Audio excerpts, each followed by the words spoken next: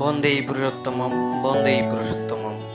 শ্রদ্ধেয় ইষ্টপ্রাণ দাদা ও মায়েরা, আজকে আমি আবারও পরম প্রেমময় শ্রী ঠাকুরের বাল্য বয়সের তার মাতৃভক্তির আরেকটি অংশ আলোচনা করব। আশা করি আপনাদের ভালো লাগবে। বাঁশের কঞ্চি হাতে পিছু ধাওয়া করছেন একদিন।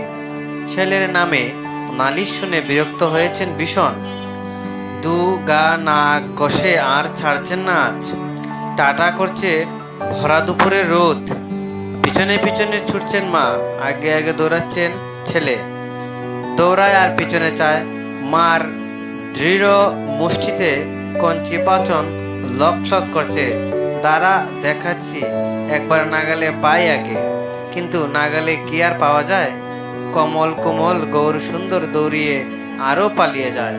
বলি, গৌর সুন্দর নয়, শ্যাম সুন্দর। গৌর সুন্দর, শ্যাম সুন্দর এক। সর্বরঙ্গের সমষ্টি গৌর, আর তার নির্বিকার অবস্থায় শ্যাম। শ্যাম থেকে গৌর, গৌর থেকে শ্যাম।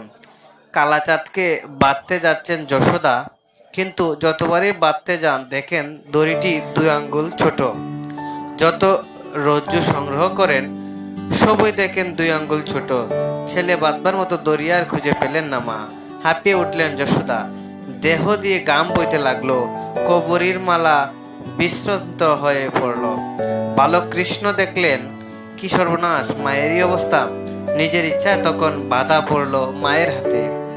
অনুকূল চন্দ্র ঠিক একইভাবে দেখলেন মায়ের হয়েছে সেই অবস্থা। রোদে দৌড়িয়ে হাঁপাচ্ছেন মা, আর শ্বেত ঝরছেন ঝরঝর করে। মায়ের দিকে তাকিয়ে বড় কষ্ট হলো মনে। আহা, আর নয়।